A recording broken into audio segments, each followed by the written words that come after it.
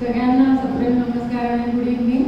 Mind जिमचा offline आपला कार्यक्रम सुरू झाला, आज दुसरा आहे. तुमच्या सगळ्यांचं स्वागत. आणि आता मी आपल्या पाहुण्यांची ओळख करून देते. खरं तर मॅडम म्हणल्या तसं फॉर्मल ओळखच अदरवाईज सगळ्यांना ते माहिती आहे, त्यांचं कामही माहिती आहे.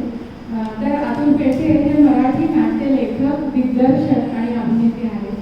त्याचप्रमाणे ते उत्तम छायाचित्रकार, माहितीपटकार, निर्माता आणि प्रशिक्षकही आहेत. त्यांची विचारशील प्रायोगिक नाटकं राष्ट्रीय आणि आंतरराष्ट्रीय महोत्सवात सुद्धा गाजलेली आहेत. अनेक नाट्यशाळा, नाट्य कार्यशाळा त्यांनी घेतल्या आणि त्यातून अनेक नवीन रंगकर्मी पण तयार झालेले आहेत. वंचित, पीडित, शोषित अशा लोकांचे प्रश्न तळमळीने सोडवण्याची इच्छा असल्यामुळे त्यात त्यांचा सक्रिय सहभाग असतो. तसंच हुकुमशाही, एकाधिकारशाही, दहशतवाद, धर्मांधता याविषयी धरूनही त्यांनी नाटकं सादर केलेली आहेत. चेस, पाऊस आता थांबलाय, मंथन, क्षितिज, शोध, अंधार, अंधार, अवशेष ही काही त्यांच्या लेखणीतून उतरलेल्या नाटकांपैकी नावं. जवळपास 25 ते 30 नाटकांचं त्यांनी दिग्दर्शन केलंय. घाचीराम कोटवाल, पडघम, प्रलय, अतिरेकी, वेटिंग फॉर गोदो अशा काही नाटकांमधनं तसंच काही चित्रपटांमधनं त्यांनी भूमिकाही साकारलेल्या आहेत. एवढ्या सगळ्या कारकिर्दीमुळे त्यांना अर्थातच खूप पुरस्कार मिळाले. त्यातले काही उल्लेखनीय पुरस्कार सांगते.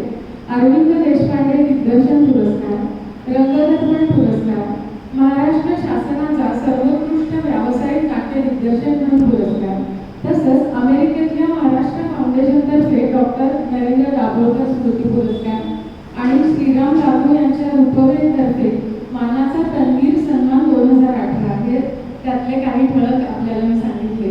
तर असे हे सामाजिक जाण असलेले आणि नाटकाच्या माध्यमातर्फे सामाजिक प्रश्नांच्याही बाबतीत सक्रिय असणारं बहुआयामी व्यक्तिमत्व असलेले अतुल पेठे आज आपल्याशी संवाद साधणार आहेत. त्यांच्याबरोबर संवादिका आहेत नीलांबरी जोशी. त्या स्वतः IT प्रोफेशनल असून प्रसिद्ध लेखिका आणि चित्रपट समीक्षक म्हणूनही आपल्या सगळ्यांना माहिती आहेतच. मनकल्लोळ, झुमझुजा, कॉर्पोरेट कल्लोळ ही काही त्यांची गाजलेली पुस्तकं आहेत. तसंच विविध माध्यमांद्वारे त्यांनी बरंच लिखाणही केलेलं आहे. तर आता आपला जास्त वेळ न घेता मी नीलांबरी जोशींकडे पुढच्या कार्यक्रमाचे सूत्र देते.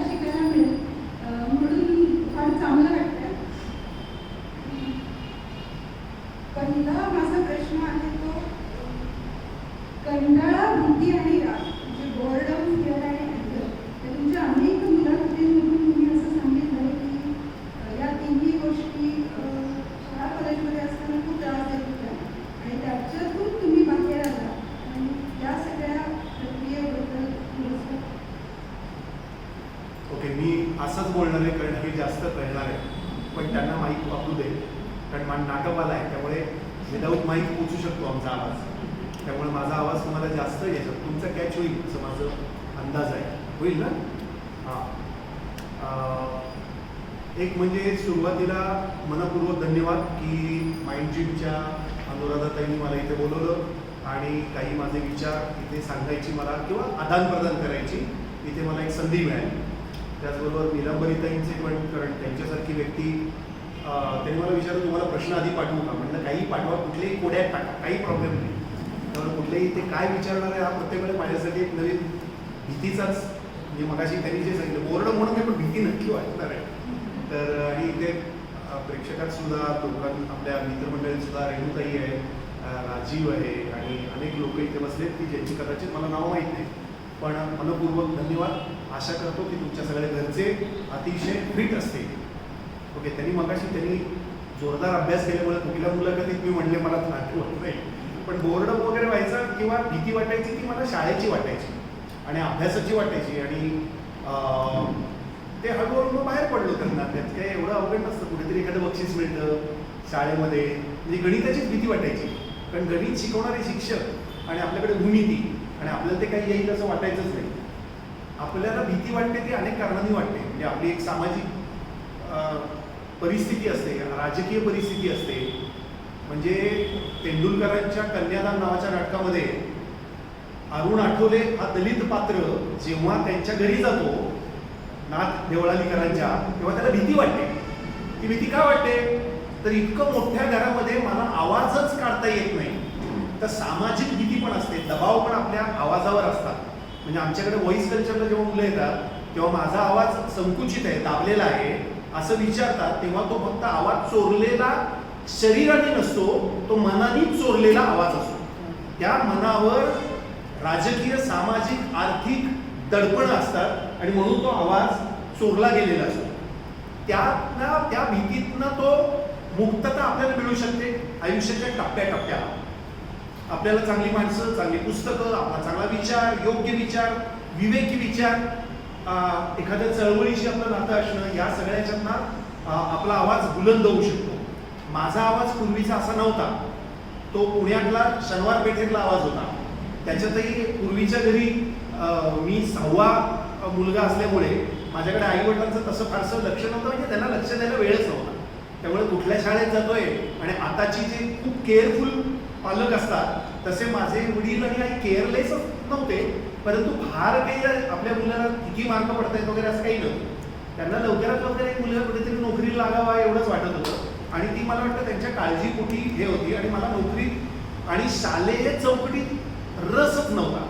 पण त्यावेळी ॲप्टिट्यूड टेस्ट अशी काही नसल्यामुळे साधारण आपल्यापैकी इथे जमलेले सगळे लोक एक अदमास धक्क्यानेच आपण काहीतरी करायला लागलेलो.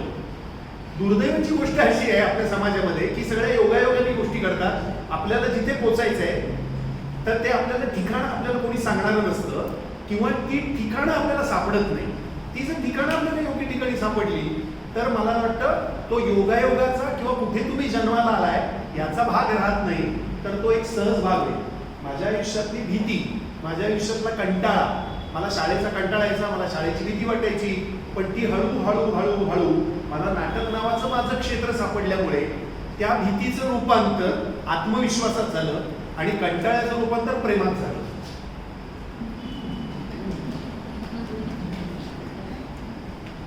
एखाद्या गोष्टीचा आधी राग यायचा आणि मग किंवा कंटाळा यायचा आणि मग त्याच्याकडे वेगळ्या दृष्टिकोनातून पाहिल्यावर चित्र वेगळं झालं. पर्स्पेक्टिव्ह बदलला तर जगणं सोपं होतं आणि क्षमाशील वृत्तीने आपण काही सोडून दिलं तर अजून सोपं होतं. असे अनुभव म्हणजे असं तुम्हाला वाटतं का आणि असे अनुभव काय?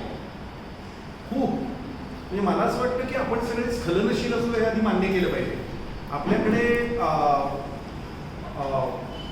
व्यक्तिपूजा, ग्रंथपूजा, म्हणजे शब्द प्रामाण्य, एखादी व्यक्ती प्रामाण्य, हे जे आपण आहोत, मला असं वाटतं आपण आधी स्खलनशील आहोत. मरेपर्यंत आपल्या चुका होणार, माझ्याही रोज चुका होत असतात, पण त्या चुका आपल्या होत आहेत हे आपल्या, कारण चुकाच मी केल्या नाही तर मी पुढे जाऊ शकत नाही.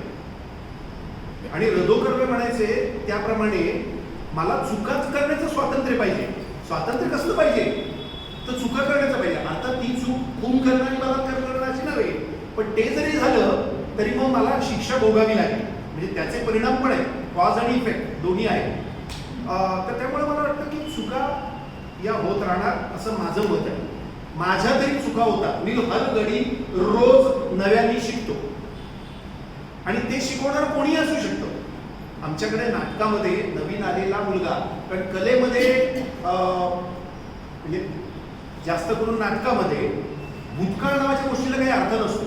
नाव आणि हिअर, आज आणि आत्ता, कारण ते नाटक लगेच शिळं होतं.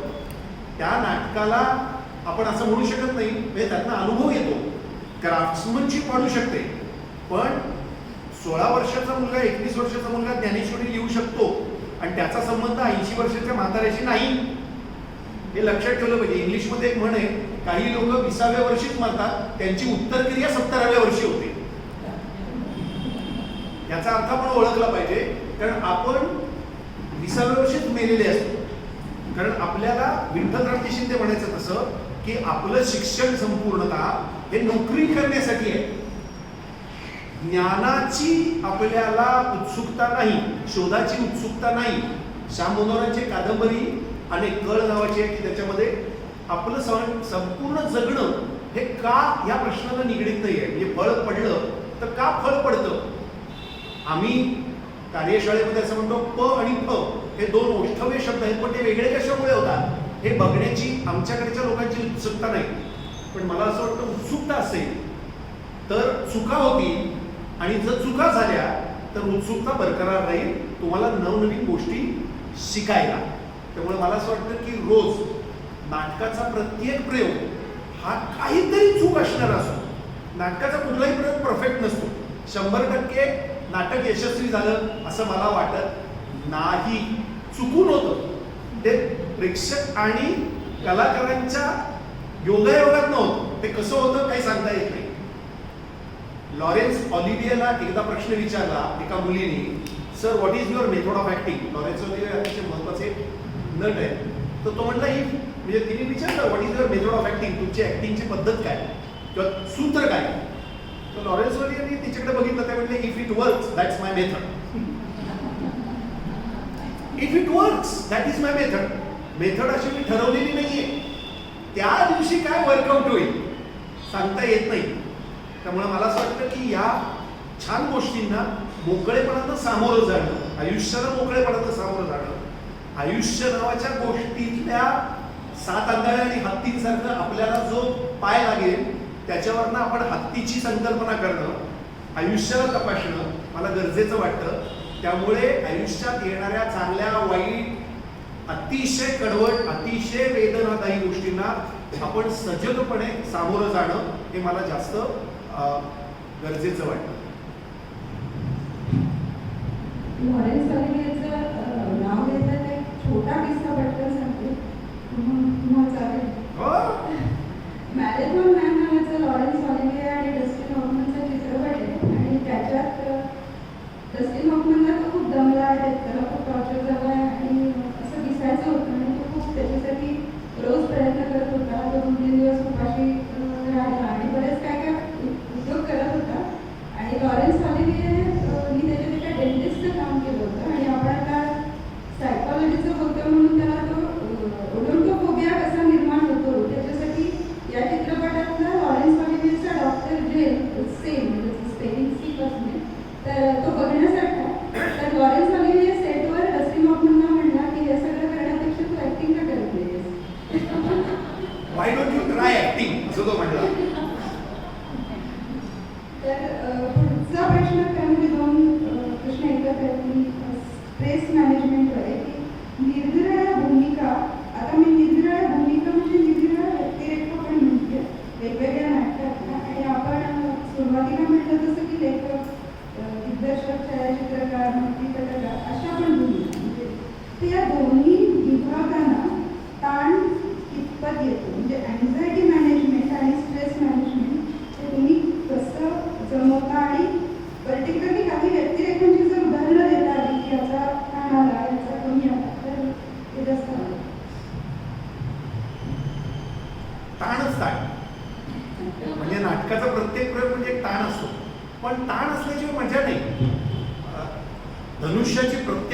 ताणल्याशिवाय तो जेवढे प्रत्येकच्या ताणली जाईल तेवढं बाण पुढे जाईल, पण प्रत्येकच्या इतकी पण ताणता येत नाही, नाहीतर धनुष्य मोडून पडेल.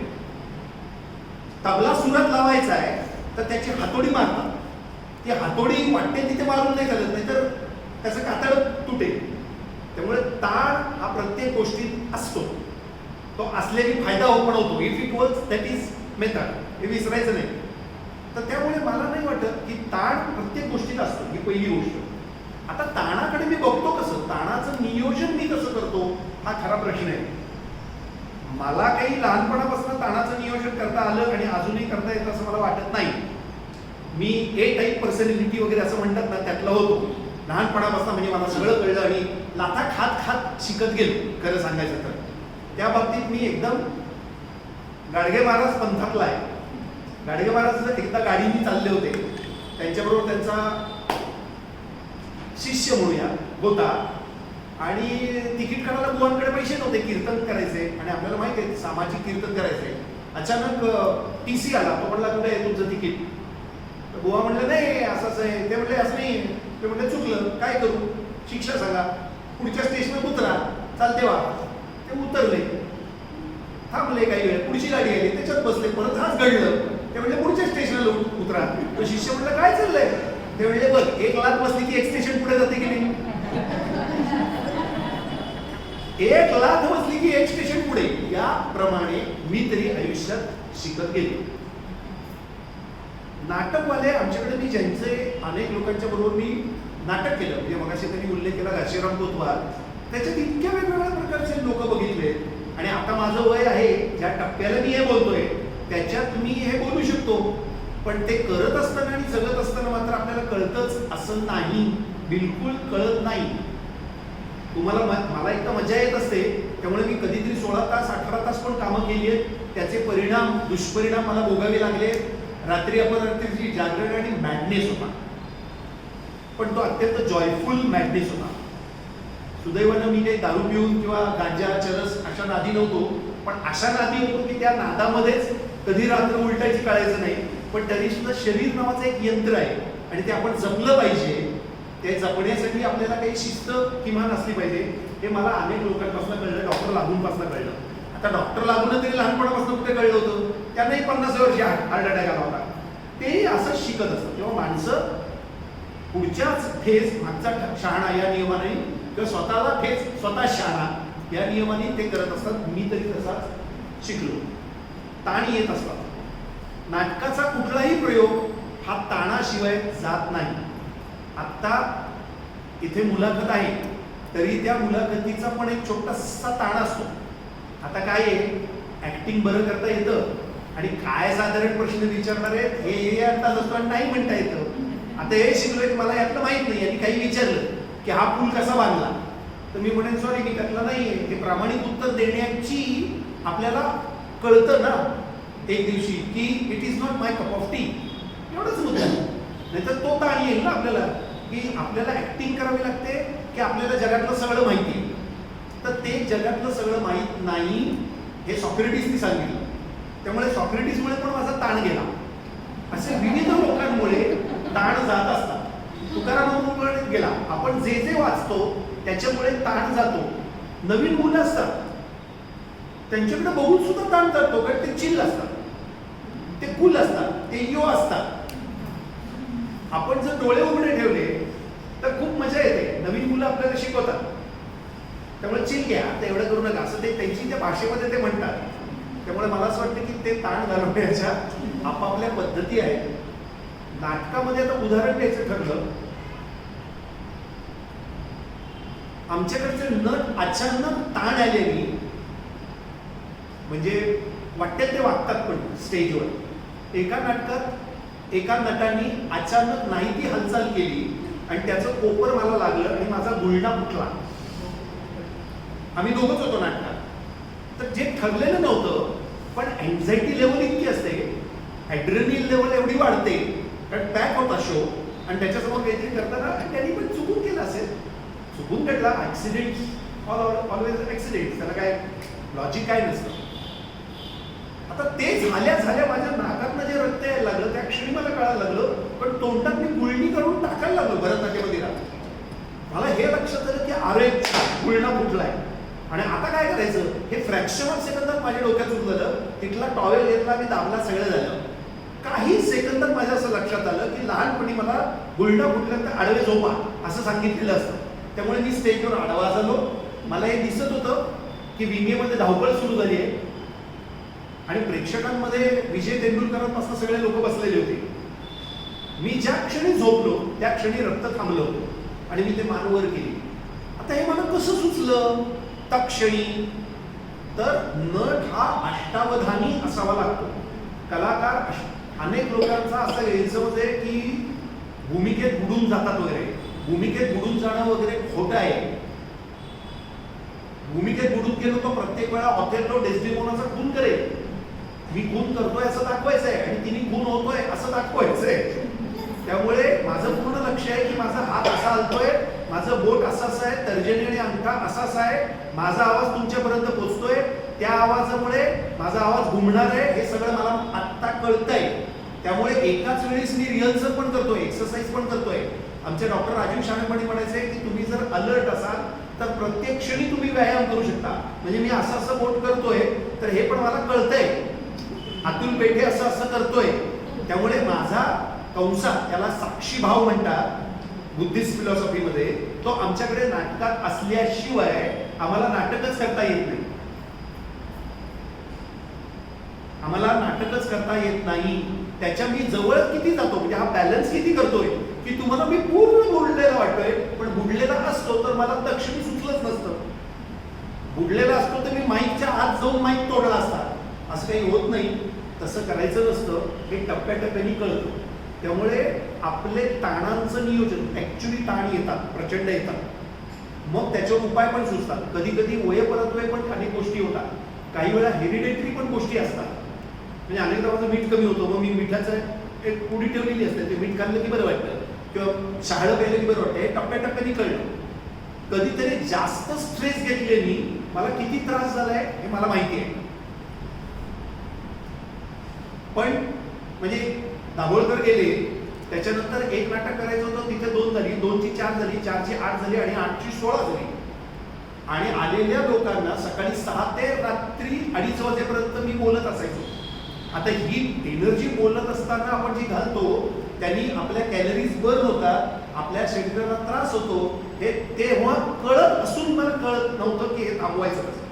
खरं तर थांबवता येतं, तुम्ही वरच गेलं तर सगळंच थांबतं, परंतु वेड्यासारखं वागायचं नाही, हे हळूहळू आपल्याला कळतं.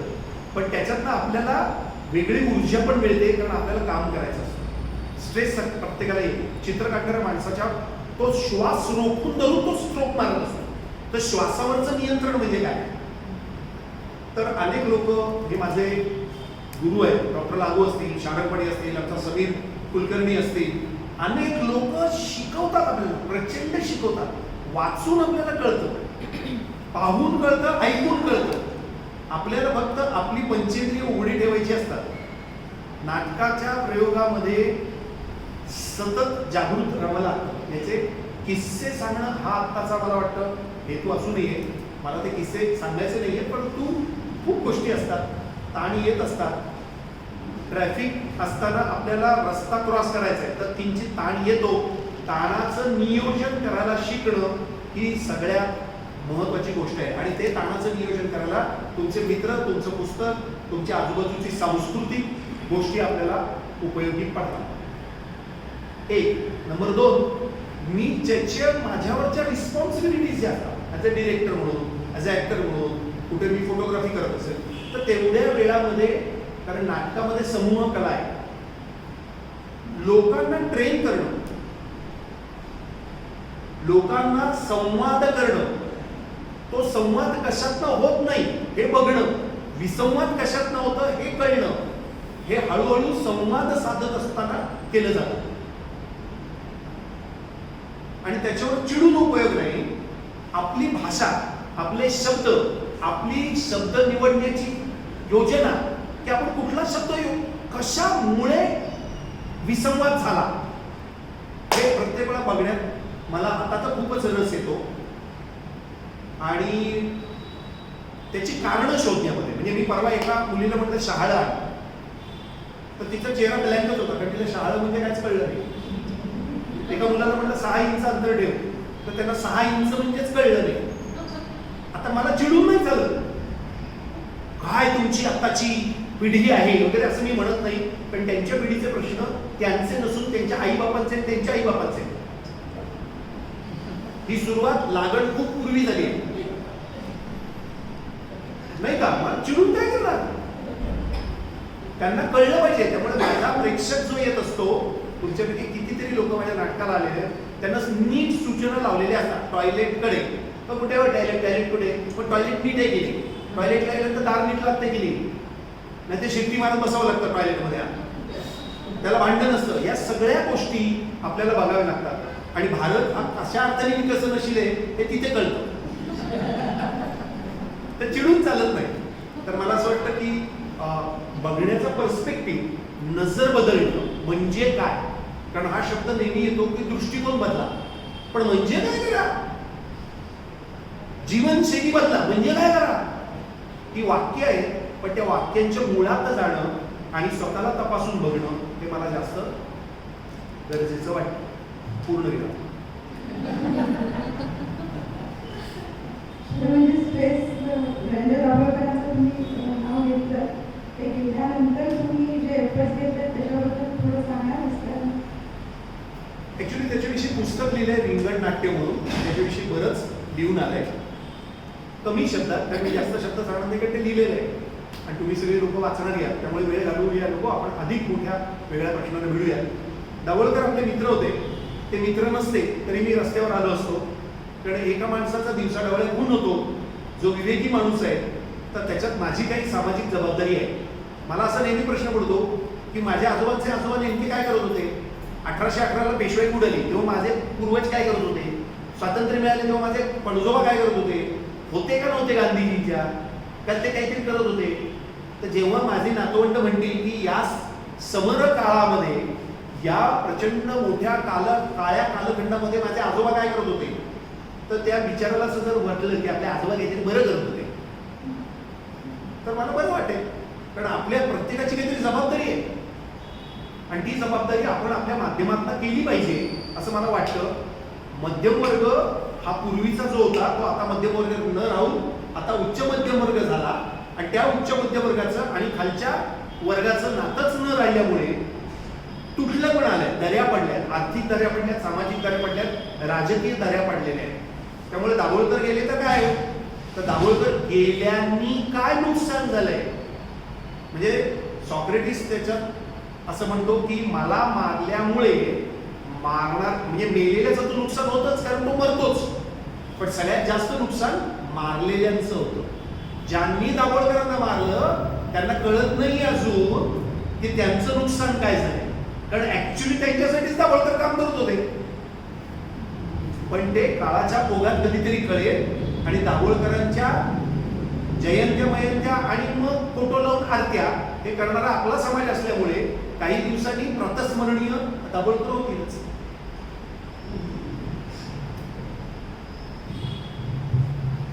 इम्पोस्टर सिंड्रोम जाणवत होता. इम्पोस्टर सिंड्रोम म्हणजे psychological pattern in which an individual doubts their skills, talents or accomplishment. म्हणजे तुमचा सगळा सक्सेस किंवा तुम्हाला सगळं मिळालंय ते तुमच्या कर्तृत्वाने मिळालंय असं असून सुद्धा बरेच जण स्वतःला अंडर एस्टिमेट करतात आणि कधीतरी असा सिंड्रोम जाणवतो की मी एवढं सगळं केलं पण आणि ती योग्यता का किंवा आज मला ही भूमिका जमेल का, आतापर्यंत अशा पद्धतीचा तो सिंड्रोम कधी जाणवत होता. हे सगळं जाणवत असतं. म्हणजे कधीतरी समाज नालायक आहे, मी खूप मोठा आहे पण लोक मला ओळखत नाही वगैरे असंही रडायला येतं बरं का, पण ते काही खरं नसतं. एका टप्प्याला कळल्यानंतर माझी लायकी तीच होती, खूप संधी दिली मला कोट अनकोट लोकांनी. आणि एका मर्यादा पलीकडे आपण लिंबाराम नावाचा धनुर्धारी होता आणि तो ऑलिम्पिकला गेला होता अगदी पहिला, आणि सगळ्या देशाचं लक्ष होतं की लिंबाराम त्या गोलात मारतो का नाही, लक्ष्यभेद करतो का नाही, आणि त्याचा लक्ष्यभेद चुकला. तेव्हा त्याचा जो शिक्षक होता, कोच होता, तो म्हणला काय झालं, त्यावेळेस खारे वारे आले. लिंबाराम हा आदिवासी माणूस होता, तो म्हटला सॉरी, खारे वारे सगळ्यांच्याच वेळीच होते, मला खाऱ्या वाऱ्यातही वेध करता आला नाही. हे सत्य सांगण्याचं, हे खरं बोलण्याचं लिंबारामध्ये धैर्य होतं. आपण झाकपाक करायचा प्रयत्न करतो. मला असं वाटतं ते मला करता आलं नाही असं आपल्याला ज्या दिवशी म्हणता येतं त्या दिवशी आपल्याला काय जमलं त्याच्याविषयी आपण समाधानी राहू शकतो. मला इतकं चांगलं जमू शकलं, मी प्रयत्न केले.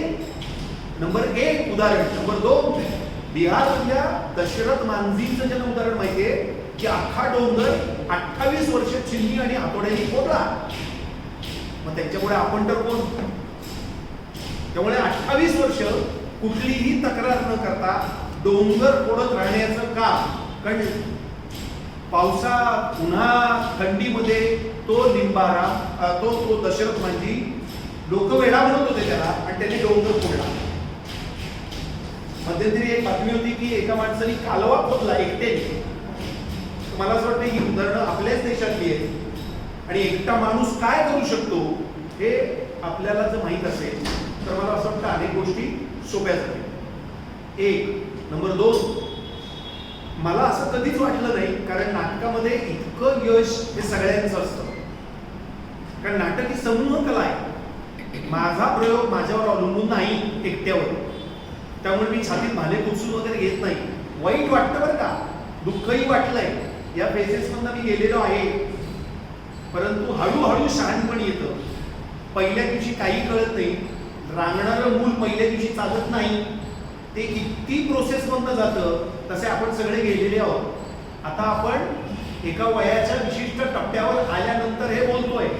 पण अजूनही मला असं वाटतं मला भारतरत्न का नको, पद्मभूषण का नको वगैरे वगैरे सगळं ठीक आहे.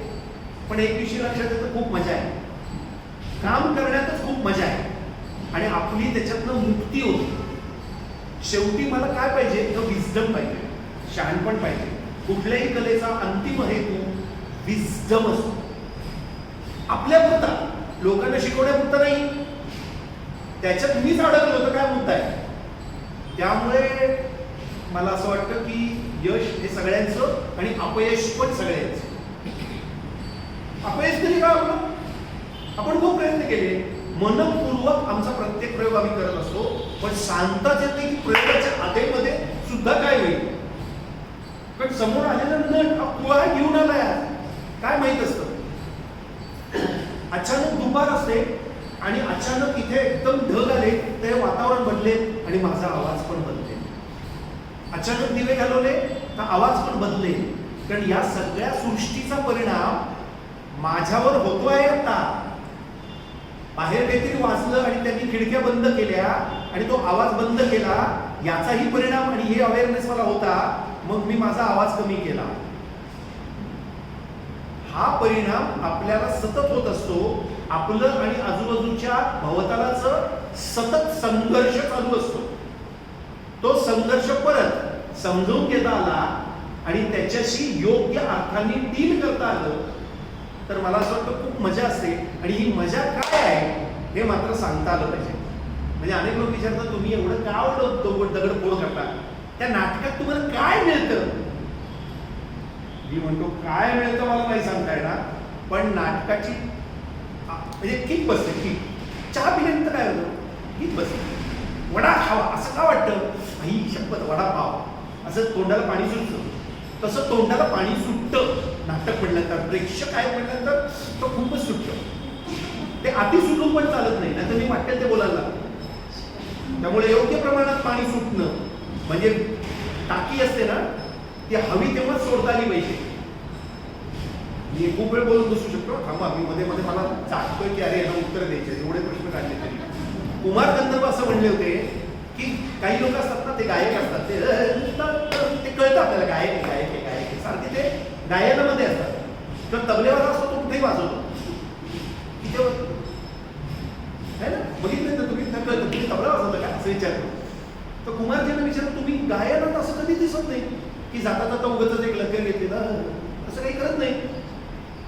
म्हणले बाळा मी एक टाकी आहे आणि त्या टाकीचा नळ किती जोराने सोडायचं आणि केव्हा सोडायचं हे मी ठरवतो.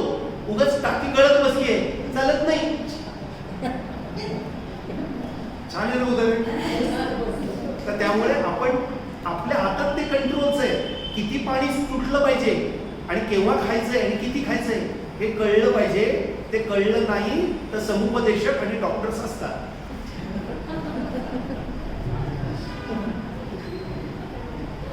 ते कळलं नाही तर काय होतं याचं मी नेहमी उदाहरण नार्सिसिझम मध्ये देते की नार्सिसिस्टिक म्हणजे स्वतःवर अत्यंत प्रेम करणारी माणसं ही जनरली या कॅटेगरीत असतात. आता अब्दुलने पद्मभूषणचं उदाहरण देतो तर त्यांना समजा पद्मश्री मिळाली तर आणि आपण त्यांना भेटायला गेलो आणि कौतुक केलं तर त्यांचं पहिलं वाक्य हेच असतं की ते पद्मश्री वगैरे ठीक आहे हो पण माझी काय की भारतरत्नाचीच आहे.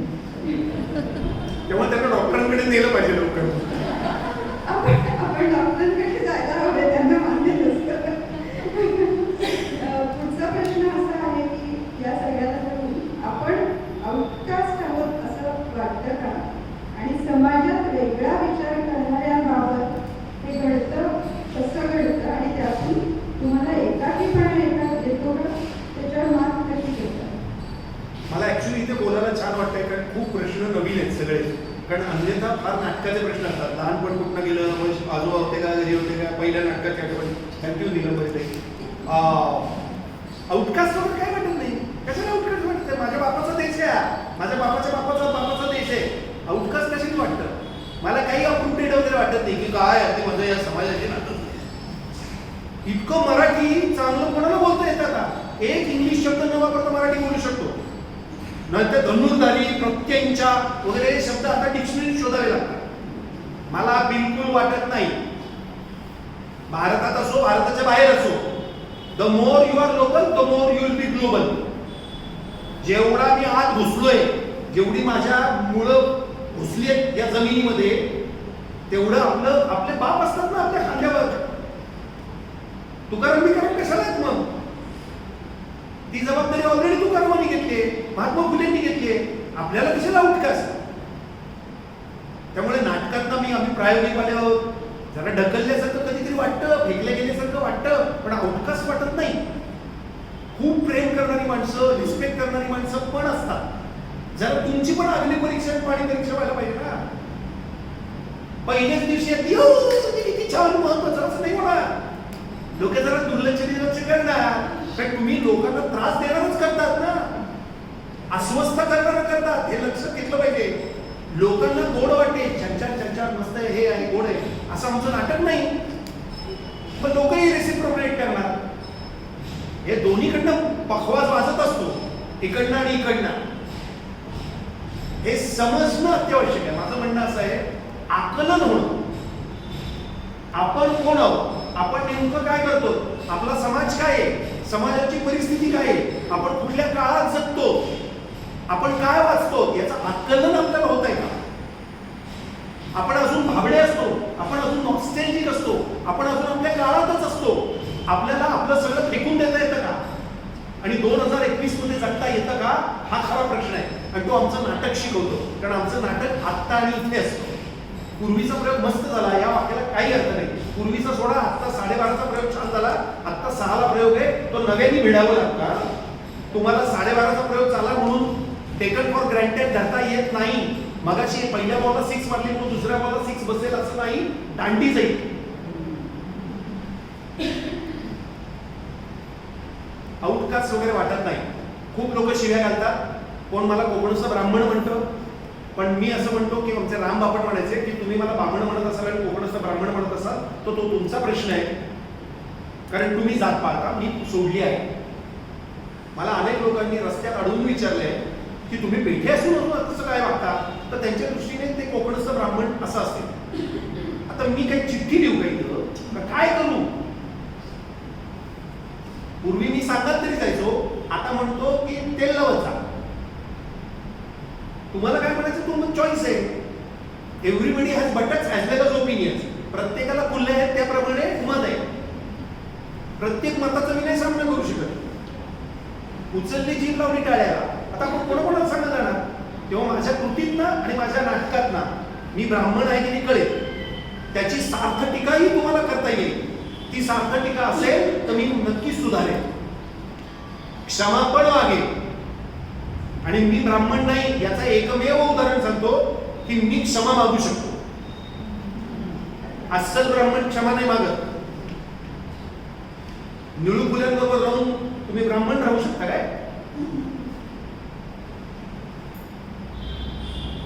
त्यामुळे आउटकास्ट वगैरे मला काही वाटत नाही, ते मी पार केलं.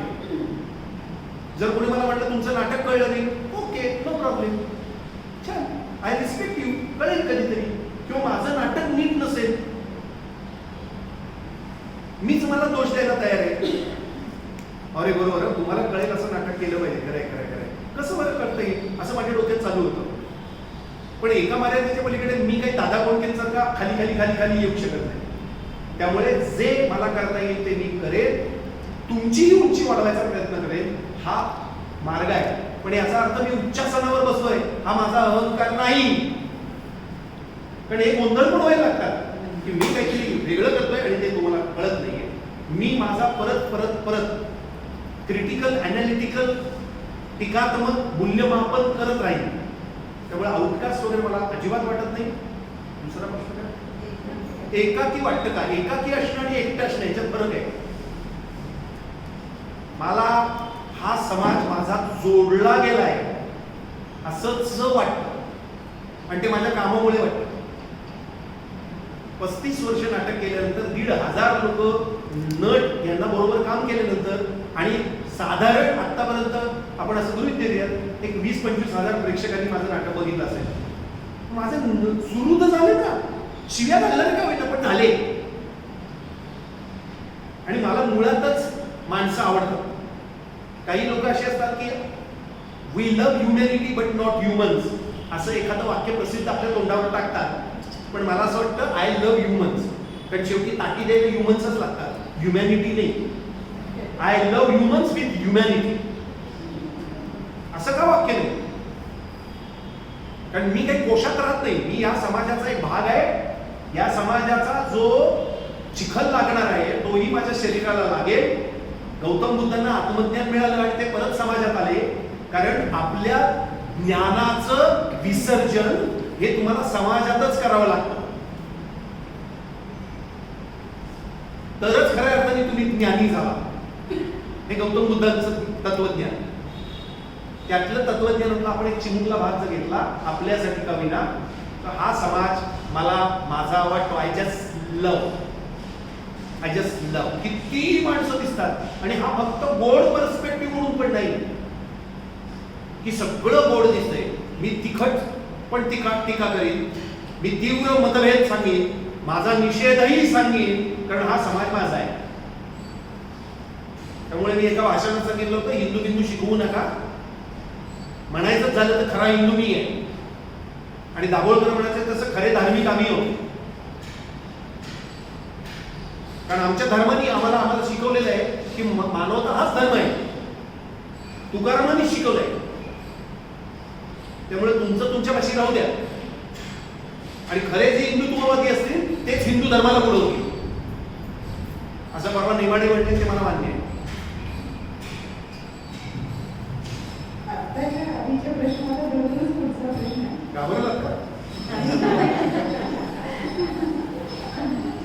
मागच्या पहिल्या सेशनच्या मी असं म्हटलं होतं की सायकोलॉजी या शब्दाला एक निगेटिव्ह थिंग आहे आणि माइंडशिपमध्ये आम्ही हा प्रयत्न करतो की सगळ्या गोष्टींच्या मुळाची सायकोलॉजी आहे हे वेगवेगळ्या प्रकारे आपण सेशन्समधून सांगणार आहोत किंवा मांडणार आहोत.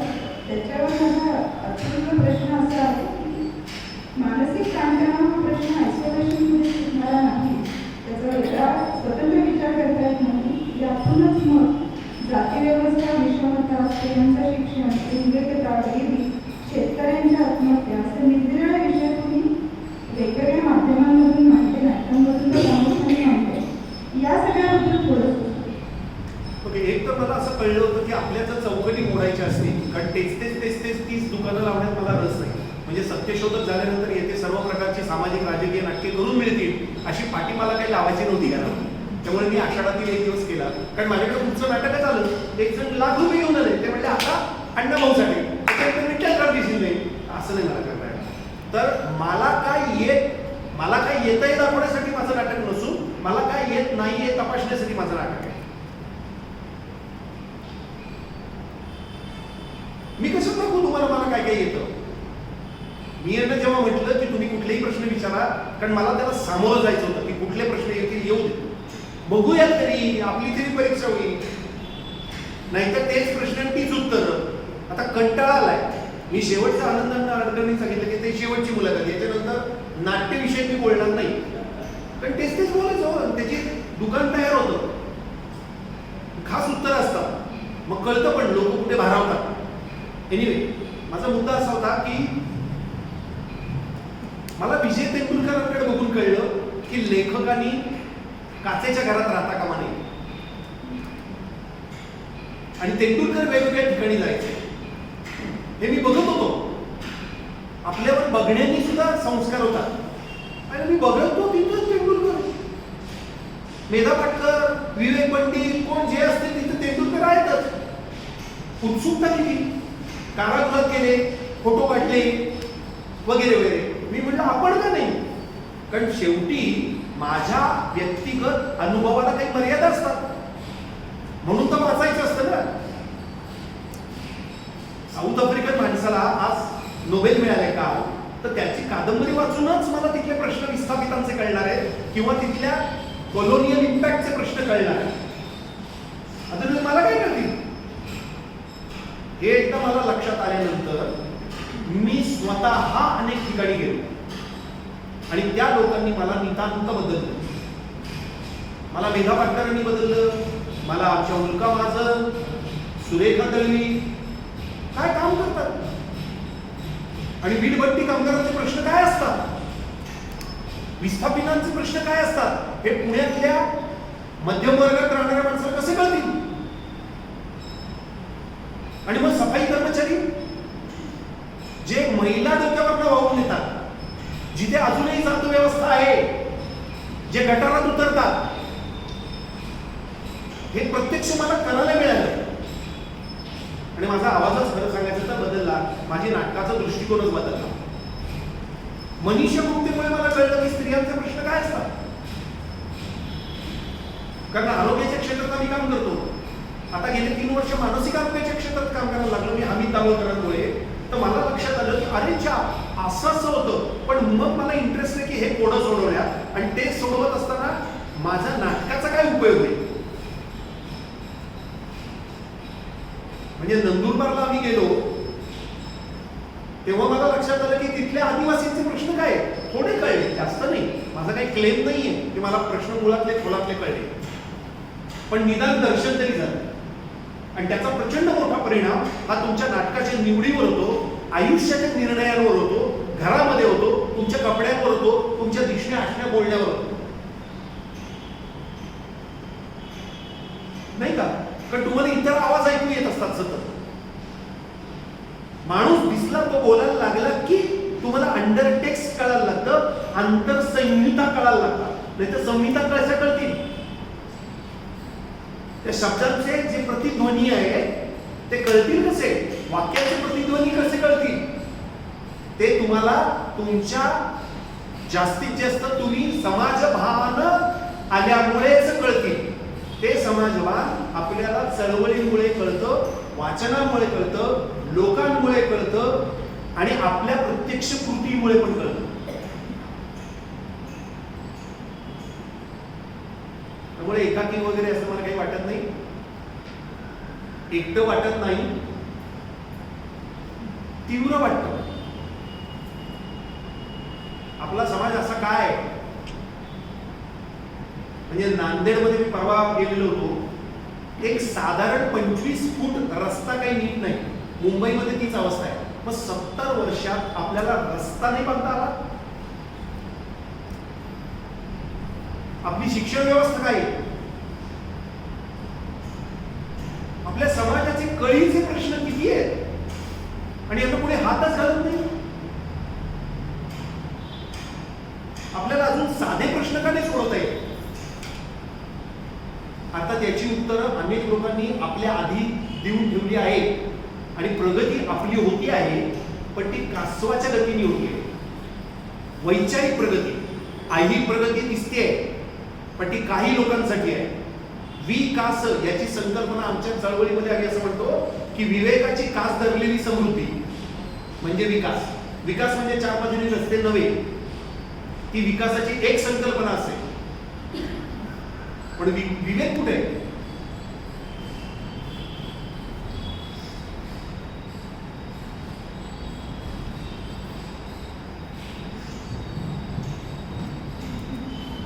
पुढचा प्रश्न असा आहे की सीमा घालून घेणं, म्हणजे मला हे करायचं आहे आणि हे करायचं नाही. मग एखादी गोष्ट विशिष्ट माणूस विचारसरणी बाजूला साधणं याबद्दलचे निर्णय कसे होतात त्याची प्रत्यक्षातली काही उदाहरणं. म्हणजे माणूस आवडतो पण विचारसरणी मान्य नाही असं होत जातं कधी कधी. आणि आता नेटवर पर्टिक्युलरली इंटरनेटवर आता जे सोशल मीडियावर वादविवाद होतात ना, त्याच्यातील लोकांची गल्लत फार होते. त्याच्यामुळे मी हा प्रश्न त्याही दृष्टिकोनातून विचारते. थोडीशी उदाहरणं देता येईल? खूप महत्वाचा प्रश्न आहे, खूप महत्वाचा प्रश्न आहे. तुमचे सगळेच प्रश्न महत्वाचे आहेत आणि आपल्याकडे वेळेचं बंधन आहे. मला काय वाटतं, पटकन जर सांगायचं झालं तर प्रत्येक मणी फोडून राम बघणारा आपण माकडा आहोत का? आता याचं उत्तर घ्यावं. माहिती आहे गोष्ट, प्रत्येक मणी फोडून राम ऐका वाटतं मणी. मी काही तपासाला जाऊ शकत नाही आणि तसं तपासायला गेलं तर ते इतकं अशक्य गोष्ट आहे. म्हणजे घाशीराम कोतवालमध्ये काम करणारी सगळी माणसं ब्राह्मण्यातनं मुक्त झाली असं काही तेंडुलकर नाही म्हणतात नाही, जब्बार पटेलांनी पण म्हणता येणार नाही. म्हणता येणार नाही किंवा ते म्हणतही नाही. माझ्या नाटकामध्ये कोण आहे, त्याची विचारसरणी काय आहे, आणि मग तुम्ही प्रो आहात का अँटी आहात असं मी काही तपासून बघत नाही. तो माझं नाटक करायला आलाय ना, तो माझं नाटक डिलिव्हर करतोय का नीट, तो नीट शब्द बोलतोय का, तो नट नीट आहे का, हे मी बोलत राहील. माझे विचार मी सांगत जाईल. याला माझे विचार पटणार नाही तो निघून जातो किंवा माझ्याशी वाद करतो, चर्चा करतो. वादविवादांना पण आपण उघडं असलं पाहिजे असं माझं मत आहे. पण एका मर्यादेच्या पलीकडे उचलली जीभ लावली टाळायला असं रोज करता येत नाही. ज्यांना ते करायचंय, ज्यांच्या अंगात ती शक्ती आहे ते रोज करत असतील. नंबर 2, मला वाद घालणारा माणूस शक्यतो समोर दिसायला पाहिजे. फेसलेस चेहऱ्याची मी वाद घालू शकत नाही. आमच्याकडे नाटकामध्ये चर्चा असायची नाटकाची. एकदा एक प्रसंग असा घडला, तुम्ही प्रसंग म्हणता ना, त्यांनी इतकं महत्वाचा प्रश्न विचारला आणि उत्तर द्यायला लागलं, ते उठले. म्हणलं अहो काका का दिलं? ते म्हणलं नाही माझी जेवायची वेळ झाली, सिरियल आहे. म्हणलं मग वैश्विक कोड मी सोडवू का? तुम्ही फक्त प्रश्न म्हणून विचारता होते. बसा म्हणलं 2 मिनिटात उत्तर देतो. तुम्हाला किती मिनिटं वेळ आहे? 2 मिनिटं. ओके 2 मिनिटात उत्तर देतो. 2 मिनिटात उत्तर देणे इतका माझी लायकी नाहीये. पण मला प्रश्न असा पडला की ओके आता किती वेळ आहे तुला? 2 मिनिटं का? ओके 2 मिनिटात काहीतरी मला सांगता आलं पाहिजे. आणि जे 2 मिनिटात मी आधीच उत्तर दिलं की प्रत्येक मुली पुढून मला राम बघायचा नाही. पण माझी पण विचारसरणी लोकांना पटणार नाही. माझं स्वातंत्र्य त्यांनी मान्य करावं, त्यांचं स्वातंत्र्य मी मान्य करेन. तुम्ही जर खून करायला गेला, तुम्ही जर दंगल केली, तुम्ही जातपातीवर बोलला तर त्याचे माझे वैध मार्ग असतील. मी उपोषणापासून तुमच्यावर केस भरण्यापर्यंत सगळे करेन. खून करणार आणि ज्यांना तो त्रास द्यायचा आहे ते देत असतात. काही लोकांना केसेस भरणं हेच आयुध वाटतं. त्याला काय करा? सॉक्रेटिसला विष प्यावं लागेल. त्यालाही सांगत होते नको विष पिऊ पळून जा. पण त्यांनी विष प्यायल्यामुळे तो पुढे 3000 वर्ष आपल्यावर आहे, डोक्यात आहे. आपण आत्ता बोलल्यामुळे सॉक्रेटिस परत जिवंत होतो ना. शब्द मेलेले असतात, शब्दांना जिवंत आपण करत असतो. आपल्याला नेहमी आश्चर्य वाटतं की वाळवंटात थोडा पाऊस पडला की भुईतनं उगवतं कसं? कारण ते बी दबून धरलेलं असतं. विचार काही म्हणत नाही, ते असे फुगवून वर येतात सरसरून. त्यामुळे आताच्या काळामध्ये सॉक्रेटिस संपलाय, गांधी संपले, तुकाराम संपलाय. हा ज्यांना विचार करायचा असेल ते करू शकतात. मी करणार नाही. माझ्या बोलण्यानीच ते जिवंत राहतील. नंबर 2, आमच्या नाटकात सुद्धा अनेक वेळा रदोकरव्यांचं करत असताना किंवा जी नाटकं केली, ठीक आहे, त्याच्यावर चर्चा होती, गप्पा होती, बोलणं होईल आणि खूप मजा येते. कदाचित आपण पण शिकतो आणि कदाचित ते पण शिकतात. हेच कार्यशाळांमध्ये होतं. आणि मग कुठले शब्द आपण वापरले पाहिजे आणि आपलं पण काय चुकलं नेमकं. प्रत्येक चळवळीने हा विचार केला पाहिजे की आपलं काय चुकलं.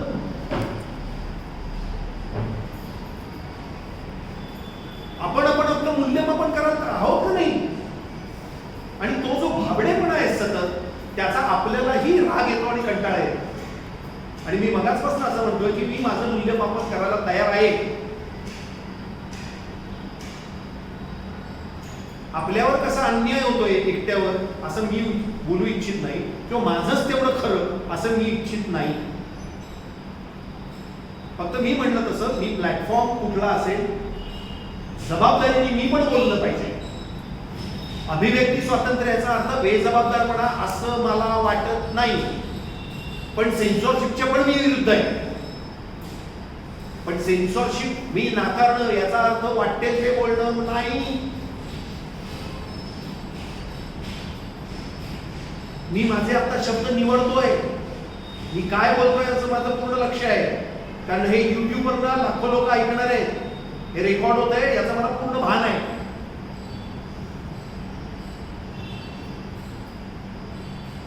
तर त्यामुळे मला असं वाटतं की आपण बोलणं गरजेचं असतं. परंतु त्या बोलण्यावर आपला पण अंकुश असणं, विचार मांडणं आणि जर आपल्याला पटलं तर ते विचार अधिकाधिक तेजपुंज करत जाणं आणि त्याची परिणामांची तयारी आपण ठेवणं ही माझी तयारी असेल. किंवा मग कोणी ती तयारी ठेवा. पूर्ण दुसरा प्रश्न फिअर ऑफ लर्निंग आणि comfort zone. Fear of learning आणि कम्फर्ट झोनच्या बाहेर येणं याच्या संदर्भात आहे. म्हणजे नवीन गोष्टी शिकायची भीती तुम्हाला वाटली का सुरुवातीला. इतरांना वाटते असं जाणवल्यानंतर तुम्ही त्यांना बाहेर पडायला मदत कशी केली आणि यातून बाहेर पडणं जमत नाही म्हणून व्यक्तिगत आणि सामाजिक हानी कशी होत जाते. म्हणजे स्टेम म्हणतो तशी शिक्षण पद्धती की त्या शिक्षणाच्या साखळीतून आपण बाहेर येऊ शकत नाही अजूनही मगाशी असा उल्लेख झाला. त्यामुळे हा प्रश्न हे दिवसाचे आहे प्रश्न. केवढे मोठे प्रश्न. एका साध्या नाटकवाल्याला असले प्रश्न विचारणं म्हणजे किती तुम्हाला कल्पना येणार नाही मी किती घाबरतोय. आम्ही आमच्या नाटकामध्ये एक एक्सरसाइज घेतो. पटकन सांगतो. फिअर कशी घालवायची.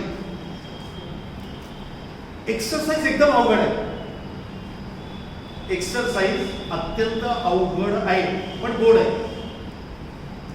आम्ही काय करतो आपण समोरासमोर एकमेकांच्या उभं राहायचं. एकमेकांना बघायचं आणि म्हणायचं आता बघितलं आता वळा. समोरून मी म्हणतो वळा म्हणून आम्ही एकमेकांकडे पाठ करतो. पाठ केल्यानंतर मी म्हणतो मी 5 आकडे मोजणार आहे. 5 दृश्य बदल करून दाखवा. मी ते ओळखायचे आणि तुम्ही माझे ओळखायचे. 5 दृश्य बदल व्हिज्युअली कळलं पाहिजे असं वेगळं. आता मी 5 बदल काय करेन. समजा बघा हे जळलं, हे केलं काय, हे वर केलं, पॅन्ट वर केली, बुच काढून ठेवला. तुम्ही ओळखणार की नाही. तसंच तुम्ही कराल. केस पुढे घ्याल, साडी इकडची इकडे कराल, काय घड्याळ एका ह्याच्यात 2 घड्याळ हे घालाल, घड्याळ तोंडात धराल. 5 बदल झाले. ओळखले. Okay fine. आता ते बदल करायचे नाही. आता परत टर्न. आता नेक्स्ट 5 बदल. लोक करतात काहीतरी परत तेच करायला लागतात. एकदा तोंडात इथे चष्मा धरला की मग इथे धरतात. मग मी त्यांना सांगतो आता चष्मा बाद. कारण त्याने इथे एकदा ठेवतील एकदा इथे. हे इनॉर्मस होईल ना. गुडघ्याला ठेवतील, दातात घालतील, नाकात घालतील, कानात घालतील. हे एकाच चष्मा 2 पायाखाली ठेवतील. आता चष्मा बाद. आता पुढचं नाही तर शर्ट एकदा इथे पोहोचला एकदा पॅन्टीत बघ. आता शर्ट काढावा लागतो. मग काही लोक शर्ट काढतात, काही लोक पॅन्ट काढतात, काही लोक जवळ जवळ सगळे कपडे काढतात. कारण दुसरा पर्यायच नसतो. कारण मी हे वाढवत नेतो. आता 10 बदल करायचे, आता 20 बदल करायचे. लोक फिट यायची वेळ येते की आता कुठले बदल करू. मुलाची वेळ येते. मग लोकांना एक दिवस कळतं की बदल मी असा केला तरी होऊ शकतो, असा केला तरी होऊ शकतो. असा केला तरी होऊ शकतो, असा केला तरी होऊ शकतो, नुसता बसला तरी होऊ शकतो, अंगठा केला तरी होऊ शकतो. मुलं जी असतात ती कपडे काढतात, मुली त्या पॉइंट पर्यंत जातात की जिथे त्यांना सामाजिक बंधन असतं की त्या कपडे काढून पूर्ण उघड्या येऊ शकत नाही. तर मी हा गेम थांबवतो आणि त्याने म्हणतो तुम्ही पास झाला. तुमची अडचण काय होती? मग ती मुलगी म्हणते सर खरं सांगू का, मलाही कपडे काढून टाकावेसे वाटले आणि बदल करावासा वाटला, पण सामाजिक दबावामुळे मी ते करू शकत नाही. हा करतो. एक पुरुष मात्र अंडरपॅन्टीवर उभा राहू शकतो एका बाईच्या समोर, पण बाई नाही उभी राहू शकतो. तिथे माझा गेम थांबतो. मी म्हणतो कपडे घाला, मुद्दा सांगा. आता तुमचे अनुभव सांगा. तर ते ज्या प्रोसेस मधनं जातात ना, ती भयंकर फिलॉसॉफिकल प्रोसेस असते. कारण तुम्ही किती चेंज होऊ शकता, मी माझ्यातच किती बदल करू शकतो हे बघण्याचा हा एक्सरसाइज आहे. कोणाला उघडं करण्याचा एक्सरसाइज नाही. Am I ready to expose? सोपं नाही. आमच्याकडे नाटकातल्या लोकांना आम्ही सांगतो की तुम्हाला जेव्हा विद्या बालन दिसते आणि तुम्हाला ते व्हायचं असतं, अनेक लोकांना भ्रम असतात की नाटकात जाणं सोपं, सिनेमात जाणं सोपं. फिलॉसॉफिकल आहे. सकाळी रेखाला मिठी मारायची, दुपारी विद्या बालनचं चुंबन घ्यायचं आणि संध्याकाळी प्रियांका चोप्रा बरोबर लव्ह सीन किंवा रेप सीन करायचा. Is it a job? Without losing interest in female body. विचार करून बघा. आमचं नाटक हे अत्यंत नाजूक क्षेत्र आहे आणि कोणीही केव्हाही येऊ शकतं. त्यामुळे ते वेड्यासारखं वाटतं. डॉक्टर व्हायला 5 वर्ष, इंजिनियर व्हायला 5 वर्ष, आर्किटेक्ट व्हायला 5 वर्ष, सर्टिफिकेट मिळावं लागतं. नाटकात मात्र तुमच्यापैकी कोणी झालं की तुम्ही म्हणतात मी 2 नाटकात काम केलं होतं, शाळेत नाटकात काम केलं होतं, मी नट आहे. अरे बाळा नाही नाही, नट नट ही फार मोठी गोष्ट आहे. त्यामुळे स्वतःत बदल करणं हे किती बदल करू शकतो.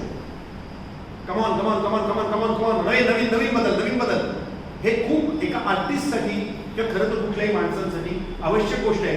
त्यामुळे जे टांगा चालवणारे होते, मग टांगा अचानक ऑटोमोबाईल इंडस्ट्री आली आणि टांगे गेले, त्यामुळे त्रास झाला. पूर्वी एडिटिंग असायचं ते कात्रीने करायचं, डिजिटल आलं पोस्ट 90 नंतर मोबाईल आले, बदल करणं अशक्य गेलं. लोक त्याच्यातच अडकले. हे तुमचं कळत नाही बुवा, अगदी म्हणजे काय चालतंय बुवा ते. मला तसं वाटत नाही. लोक म्हणतात मोबाईल कसा वापरायचा हे शिकवलं पाहिजे. सुरी हवी का नको? मला सुरी हवी. कुठल्या सुरीवर लिहिलेलं असेल तर ती सुरी मला नको की ही सुरी घेऊन पोटात खोपसा, डेंटाला परफेक्ट बाहेर निघतं, ती सुरीवर आपण बंदी घालू, पण सुरी नको. अरे भाजी काप ना. त्यामुळे योग्य वापर करणं हे गरजेचं आहे. हा पर्स्पेक्टिव्ह आहे. छे मुलं मोबाईल वापरत असतात. नको, मी तर म्हणतो पॉर्न फिल्म सुद्धा कशा बघायच्या ते शिकवलं पाहिजे, तर तुमचं लैंगिक शिक्षण होईल. धक्का बसत नाही काय पॉर्न फिल्म वगैरे. पॉर्न फिल्म माझी एक मैत्रीण मला छान म्हणते. ती म्हणते काय माहिती का, पॉर्न फिल्म सुद्धा ना पुरुष सत्ता आहे. पुरुषांना आवडतील अशा पॉर्न फिल्म असतात, बायकांना आवडतील अशा असल्या पाहिजे. आमचं मजेत चाललं होतं, पण मला ते खूप मजा वाटली आणि it was a correct observation. Porn film सुद्धा शोषणच असतं. मी पॉर्न फिल्मच्या बाजूचं नाही. ते शोषण मला शिकवता आलं पाहिजे की एका बाईचं आपण शोषण करतो, पुरुषांना बरं वाटावं म्हणून मी पॉर्न फिल्मचं असं शिक्षण म्हणतोय. लक्षात घ्या, पॉर्न फिल्म बघायचं मी हे नाही करत आहे, पण तुम्ही जेव्हा झाकून ठेवा, ती मूठ बंद करून ठेवा, तेवढी उत्सुकता वाढत जाते. Open it. कुठल्या घरामधनं लैंगिक शिक्षणाविषयी चर्चा होते? आपण आत्ताशी मासिक पाळीविषयी बोलायला लागलो. कठीण आहे हो म्हणजे. आणि पॅड वगैरे असं आल्यानंतर असं वाटतं भयंकर असं काहीतरी क्रांती केली आपण. बायकांनी कुठले पॅड वापरायचे वगैरे. आमचे रघुनाथ कर्वे सांगत होते, त्याला 100 वर्ष होत आली हो. 100 वर्ष त्याच्यावर 4 खटले भरले, मेल्यानंतर खटला भरला, ते तेच सांगत होते. आणि म्हणून मगाशीच म्हटलंय की लवकरच आता दाभोळकर हे किती महत्वाचे होते आणि ते कसे आमच्या समाजातले होते आणि त्यांनी किती क्रांती आमच्या समाजात केली आणि आमच्या समाजातूनच समाज सुधारक कसे येतात हे सांगायला आपण मोकळे आहोत.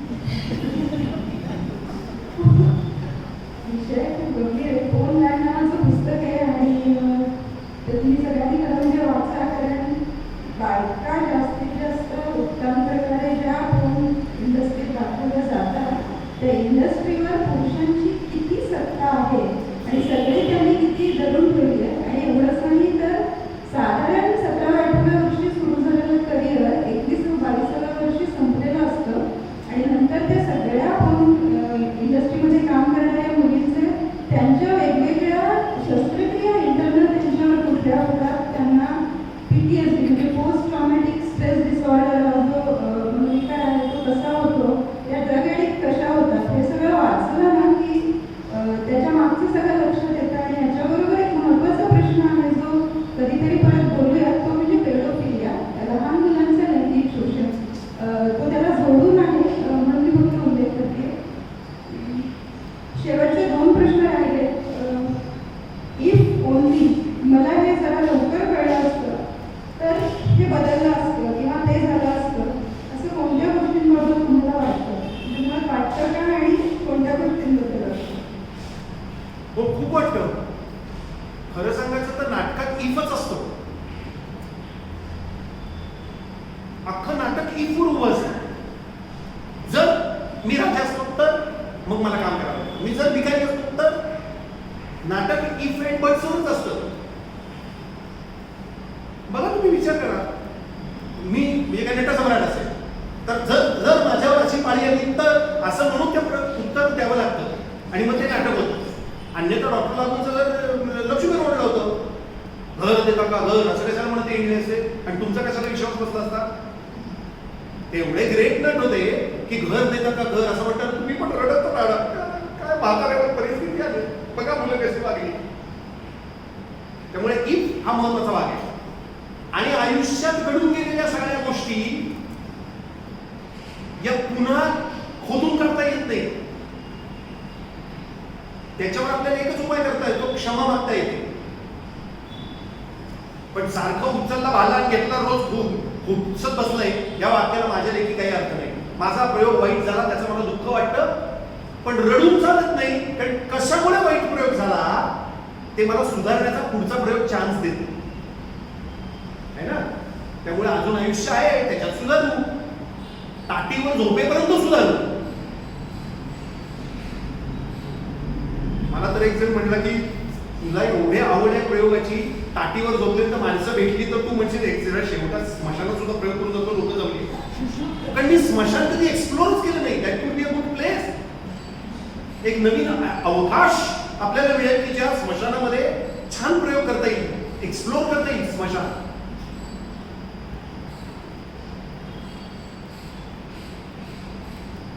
त्यामुळे इफचा अर्थ मला असं वाटतो की जर मी माझ्या आईशी चांगला वागलो असतो, वडिलांशी चांगले वागले असतो तर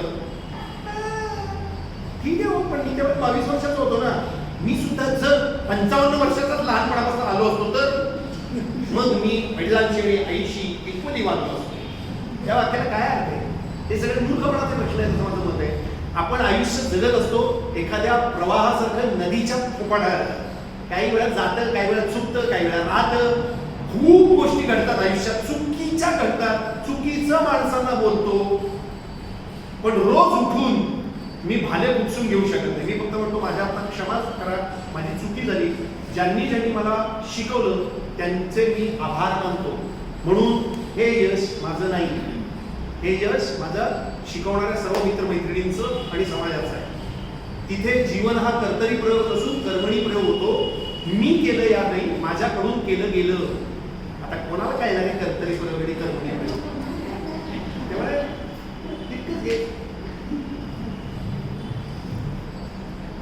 सायकोलॉजीच्या भाषेत परत बोलायचं तर फॉरगिव्ह अँड फॉरगेट असं प्रिन्सिपल आहे. आणि ते फॉरगिव्ह आणि फॉरगेट दुसऱ्याला करायच्या आधी आपण आधी स्वतःला करायचं असं शिकवलं जातं की आपण स्वतःला खूप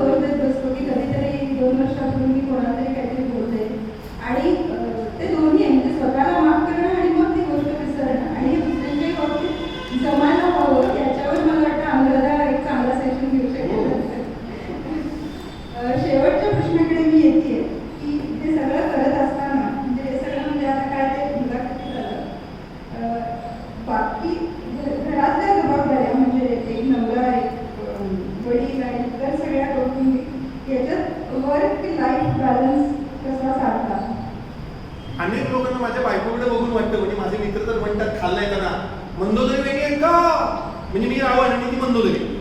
माझी बायको फार चांगली आहे, सज्जन आहे, अतिशय उत्तम आहे, हुशार आहे, माझ्यापेक्षा जास्त हुशार आहे. पण जणू काही माझ्या इंटेन्सिटीमुळे लोकांना असं वाटतं की मी रोज बायकोला छळत असेल, मारत असेल, इंटेन्सिटी काहीतरी. काही नसतं, खूप वेड्यासारखं वागत असतो मी, आणि ती पण वेड्यासारखी वागत असते. आणि we just love each other. आमच्याकडे हा प्रश्न, काही मुळात काही प्रश्नच नव्हते आमच्याकडे. आमच्याकडे एक वाक्य लिहिलेलं होतं, सर्व प्रश्न सोपे करता येतात, मोठे प्रश्न सोपे करता येतात, सोपे प्रश्न मोठे करता येतात. काय करायचंय ठरवा. जे सुई पडलीच अशी, याच्यावर डायव्हर्स होऊ शकतो. आणि कुठलाही मोठा प्रश्न सांगा मी छोटा करून दाखवतो, असा माझा चॅलेंज असतो.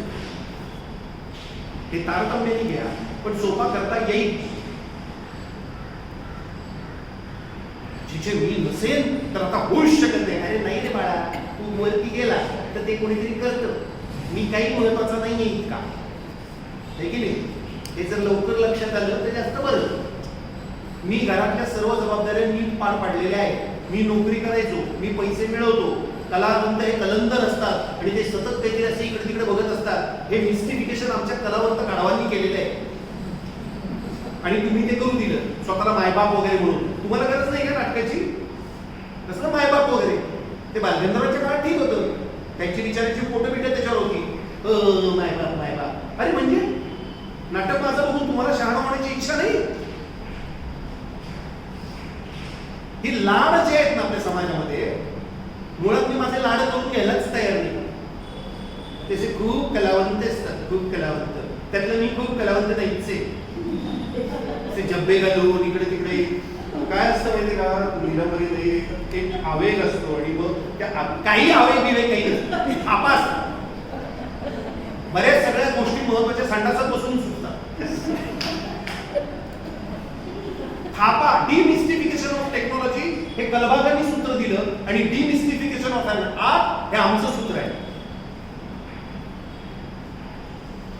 तुमचा मेंदू सतत चालू असेल, आणि ती चालू करण्याची प्रक्रिया आमच्या फक्त नाटकात घडू शकते किंवा आपापल्या क्षेत्रात घडू शकते, तर उगाच स्वतःला वलयांकित करणं, ग्लोरिफिकेशन करणं हे मला मान्य नाही. मला घरातली भांडी उत्कृष्ट घासता येतात. मी निम्म्याहून अधिक काम, माझ्या मुलीला मी 15व्या दिवशी आंघोळ घातली होती. मला सर्व करता येतं किंवा आलं पाहिजे, एक्सेप्ट स्तनपान आणि बाळाचा जन्म, हे सोडून मला सगळं करता येतं. असलं काही नाही. नोकरीत लक्षच लागत नाही वगैरे. मला नोकरी नीट करता येते, मला पैसे नीट कमवता येतात. पैसे कमवायला लागते काय या समाजात? अरे गौऱ्याला मी नीट, आता ते लावतातच, असं मी पूर्वी म्हणायचो. आता अमेझॉनला जा, तिथे होली काउंटर टाईप करा, तुमच्या घरी 80 रुपयात एक पॅकेट अंबानी काका पाठवते किंवा जो पण असेल तो, आणि त्याच्यात होली काउंटर पवित्र गाईच्या शेणात बनवलेल्या 2 गौऱ्या तुमच्या घरी येते. शेण सुद्धा येतं. आता आपल्या घरी तर नाही येणार. अहो इथल्या मातीतला पण राजीव रस्त्यात उभारून छान ट्रॅफिक सुद्धा कंट्रोल करू शकतो मी गाणं म्हणत. लोक पैसे देतील. मला पैसे कमवणं हे भयंकर काहीतरी अवघड आहे भारतात. लवकर पैसे मिळवणं प्रॉब्लेम असेल ना, म्हणून तर सगळे परदेशात जातात. लवकर मिळाले म्हणजे लवकर म्हणजे किती, 20व्या वर्षी एसी गाडी, एसी घर, काय करायचं काय नंतर, किती बोर आयुष्य असेल. जरा मजा नंतर पण यायला पाहिजे ना. काही नाही, लहानपणापासून सगळं मला जे हवं ते मिळालं. नाही मिळणार रे बाळा, नाही मिळणार. जरा अपमान बिपमान होऊ दे. अपमान होणं चांगलं असतं. तुम्ही नालायक का, तुम्हाला काही येत नाही असं कोणीतरी आपल्याला म्हणणं छान असतं. ते पचवावं लागतं. छे छे छे छे क्रिटिसिझम, आता आत्महत्या नका रे बाळांना, आत्महत्या करू. हल्ली कार्यशाळेमध्ये बोलता येत नाही, खूप जपून बोलावं लागतं. पूर्वी आमच्याकडे सत्येंद्र दुबे वाटेल ते ओरडायचे किंवा कंसात घुसाडायचे. आता तसं करता येत नाही. आता सुरेश वाडकरांना पण म्हणावं लागतं, छान गायलीच, फक्त सुराकडे लक्ष दे, तालाकडे लक्ष दे, लयकडे लक्ष दे, शब्द नीट उच्चार. म्हणजे काय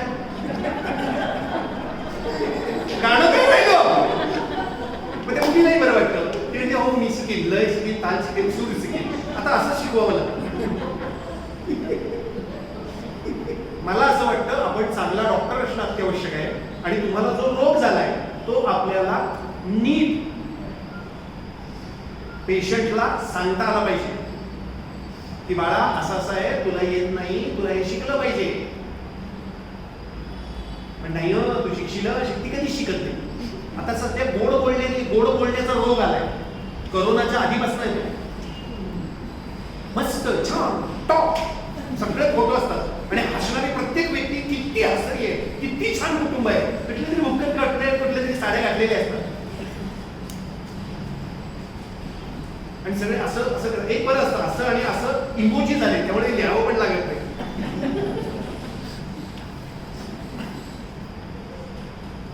त्यामुळे मला असं वाटतं की थांबूया. माझे प्रश्न संपले, कोणाला प्रश्न तुम्ही समाधानी झालात का पण? समाधानी आहे. तुमच्या अजून एकदम मुलाखती घ्यायला लागतील. म्हणजे आजच्यापर्यंत तरी मी आजच्या मुलाखती झाला. नक्कीच हो. पण मला खूप सारे विषय आहेत. पूर्ण दिवसाचं कार्य झालं. कोणाला काही प्रश्न विचारायचे? मला एक शंका फक्त आहे की एवढ्या सगळ्या आता नाट्य प्रवासामध्ये बालनाट्याकडे दुर्लक्ष झालं असं वाटलं का कधी? खंत वाटली का? खूप वाटतं राजीव. कारण मी सुरुवात केली ती बालनाटकापासून सुरुवात केली, परंतु माझ्या एक दिवस लक्षात आलं की ज्या पद्धतीने आपल्याकडे बालनाट्य चळवळ चालवली जाते, with all respect to Sulabha Deshpande आणि आविष्कार आणि अनेक लोकांनी अतिशय चांगलं, विनोद हडप असतील किंवा पुण्यामध्ये वासुदेव पाळंदे असतील, सुधा करमळकर, सुधा करमळकर प्रचंड काम केलं. पण मला असं वाटतं की तुमचं आयुष्य त्याच्यासाठी समर्पित करायला हवं. म्हणजे आधी मुळात नाटक, म्हणजे काही लोकांना वाटतं नाटक केल्यानंतर आता सिरियल सिनेमे हे स्टेप आहेत, असं नाहीये. हजारो ख्वाहिशी ऐसी की हर ख्वाहिश में दम निकले.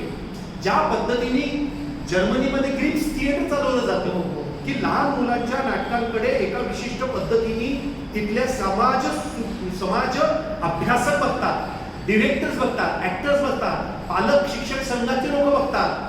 त्या पद्धतीने आपल्याकडे बघण्याची अजून वृत्तीच नसल्यामुळे मला असं वाटतं की बालनाटक आपल्याकडचं खूप रखडलं आणि त्याच्यासाठी आयुष्य समर्पित करायला पाहिजे, जे एका अर्थाने कांचन 100% पण वेगळ्या लोकांसाठी केलं. पण तसं आयुष्य समर्पित मला करता नाही आलं, कारण माझे इंटरेस्टच वेगळे आहेत. की मला असं लक्षात आलं की मला काहीतरी वेगळं माझ्या वयाच्या लोकांसाठी सांगायचं आहे. पण मला असं वाटतं हो, मला जमलं तर बालनाट्य चांगलं कधीतरी करायचंय परत एकदा, कारण माझी सुरुवात बालनाट्यापासून झाली. मला 2 प्रश्न होते. एक म्हणजे तुम्ही सुट्टी घेता का, आणि रोज जगताना स्वतःची काळजी कशी घेता? हां सॉरी, पहिला प्रश्न होता की तुम्ही सुट्टी घेता का, आणि दुसरा प्रश्न होता रोज जगताना स्वतःची काळजी कशी घेता, इतकं काम करताय. माझं आवडतं उत्तर, रोज सुट्टी मी घेतो. मी खरं आता पण सुट्टीवरच आहे, कारण सुट्टीची संकल्पना म्हणजे काही न करणं नसून खूप काही करणं ही माझी आहे. कारण खूप काही केल्यानेच मज्जा वाटते. आता तुमची मुलाखत झाली, मग म्हणणार छान होणार, ओके, मी इथला ज्या क्षणी जाईल त्या क्षणी मी विसरून गेलेलो आहे, प्रयत्न करीन. कारण ते ओझं मी खांद्यावर घेऊ शकत नाही, कारण मला घरी जाऊन रिहर्सल करायची नाटकाची, कारण नवीन नाटक येत आहे, त्याला मला भिडायचं आहे. ते संपलं की मला मॅच बघायची याची, आज नाही आहे उद्या आहे, पण मॅच बघायची असते, फुटबॉल असतो, मग जेवायचं, गप्पा मारायच्या, गच्चीत फिरायचं, तारे चंद्र बघायचे, मग झोपून जायचं आणि झोप छान येते. झोपणं हे सुद्धा एक कामच असतं. त्यामुळे सुट्टी म्हणजे टुरिस्ट काहीतरी आपण करायला गेलो असं मला नाही वाटत. मला खूप काम करायला आवडतं, मज्जा येते, मला आवडतं तेच काम मी करतो. कधी कधी मला न आवडणारी पण मला कामं करावी लागतात. उदाहरणार्थ गॅसचं बिल भरणं, ते कॉम्प्युटरनं असं काहीतरी करणं वैताग येतो, पण ते तरी ठीक आहे, ते झालं असं वाटलं की जे मज्जा येते ना, अरे झालं झालं झालं, त्याच्यात पण मजा वाटते. त्यामुळे सुट्टी ही संकल्पना माझी ही आहे की मी सतत सुट्टीवरच असतो, कारण माझ्यावर कसलंच प्रेशर नसतं. मी थांबा असं म्हटलं की थांबतो, मी चालू ठेवा असं म्हटलं की चालू ठेवतो. पण आता मला समजा काहीतरी कॉलम लिहायचं आहे, नवीन नाटक करायचं आहे, ते रात्री अपरात्री एखादा शब्द सुचतो आणि मग त्या शब्दाला खेळत खेळत खेळत खेळत आपलं काहीतरी डोक्यात वाक्य तयार होतं. तर याच्यात मला खूप मजा येते. नंबर 1. दुसरा प्रश्न, रोज जगताना स्वतःची काळजी कशी घेता? रोज जगताना स्वतःची काळजी शक्य तेवढी मी घेतो. आता जे टेक्निकल आहे ते मी दीक्षित डाएट कधीच फॉलो करत होतो, परंतु आमच्या घरामध्येच मुळात 2 वेळा जेवायचे आणि मुळातच मला तेलकट पदार्थ खूप आवडत नाही. म्हणजे जाता जाता सारखी भजी खा आणि वेफर्स खा आणि भेळ खा, कधीतरी खा मजा येईल तेव्हा. पण सारखं काहीतरी मी जंक फूड खातोय असं मी काही करत नाही. आता जंक फूड खाणं चांगलं का वाईट डॉक्टर सांगते, पण मुळातच मी ते करत नाही. मला व्यायामाची मुळातच आवड आहे. चांगलं टेकडीवर जावं, पळायला जावं, चालायला जावं, मजा येते. I just love it. खूप मजा येते. स्वतःचं शरीर नीट असणं याच्यात मला मजा येते. आपल्याला उचलता येईल, वाकवता येईल असं आपलं वजन पाहिजे. त्याच्या पलीकडे काय आहे? आणि खायला सगळंच आवडतं, मजा येते. हिंडायला आवडतं, फिरायला आवडतं. सारखं खात असताना कोलेस्टेरॉल, प्रोटीन, कार्बोहायड्रेट असं मी नाही विचार करत. मी खातो, मजबूत खातो, पण ते अंगी पण लागलं पाहिजे. त्यामुळे रोजची काळजी, आता प्रत्येकाची बॉडी पण वेगळी असते, शरीर वेगळं आणि प्रत्येकाच्यासाठी उपाय पण वेगळे. काही गोष्टी मी थोड्या कन्वर्ट केल्या स्वतःला की नाही यार ज्यादा होता है, टोल पडता है आपले को, है ना. काही वेळा आपली बुद्धी अशी असते की परफेक्ट, असा मला एक रोग होता. आता मी तो आहे माझा तो, परंतु त्याच्याशी डील करण्याची पद्धत माझी वेगळी बदलली की ठीक आहे ना, प्रयोग आता होईल. असा ती छातीत सुरा खुपसून आज प्रयोग वाईट झाला असा एक काळ होता की या माझा प्रयोग असं आता काही होत नाही. आता जरा मी कूल झालोय, शहाणा झालोय असं मी आत्ता म्हणतोय. याचा अर्थ तसं समजू नका, येण्याचा वापरतो. ठीक आहे, ओके ताई. तुला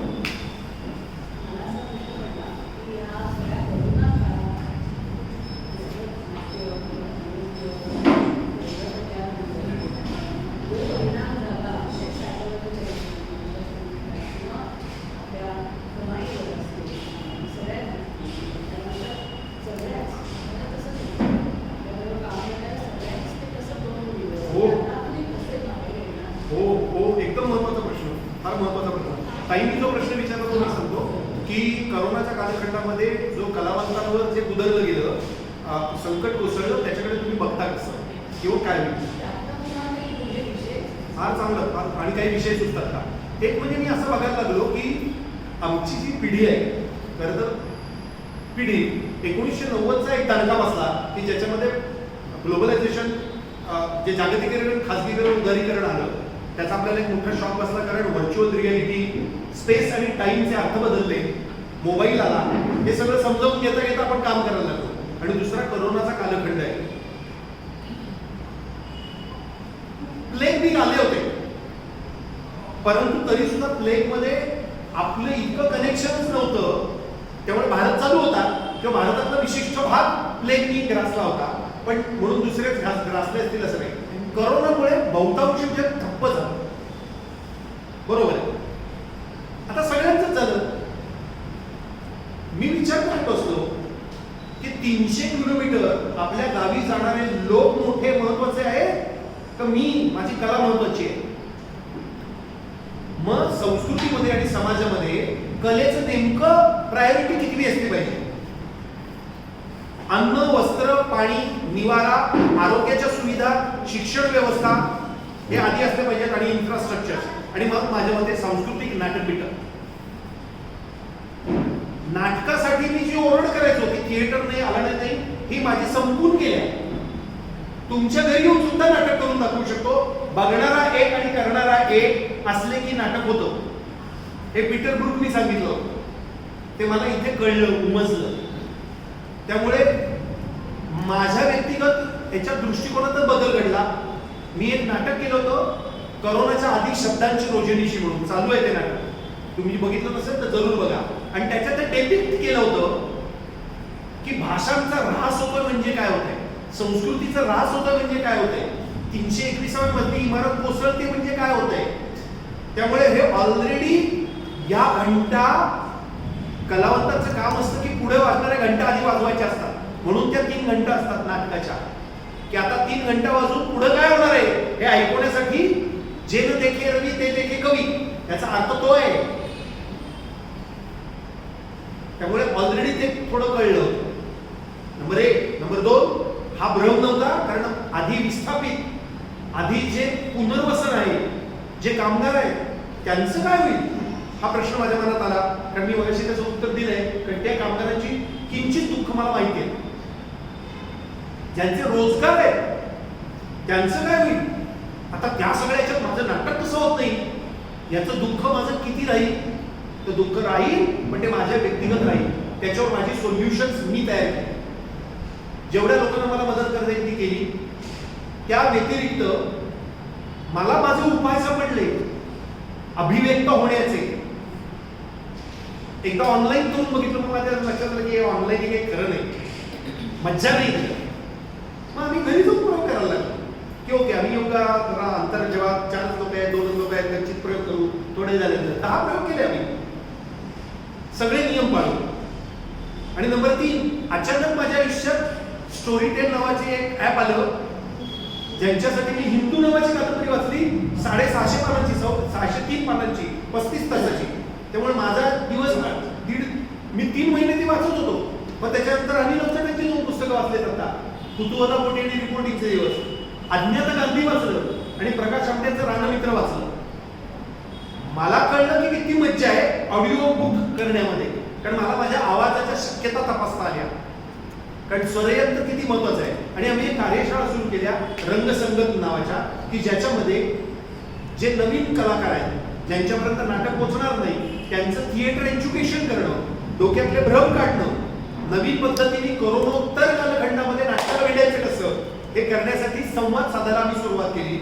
त्याच्यातनं आम्ही आतापर्यंत 5 कार्यशाळा घेतल्या, 100 लोकांशी बोललो आणि आमचं कॅथॅर्सिस झालं.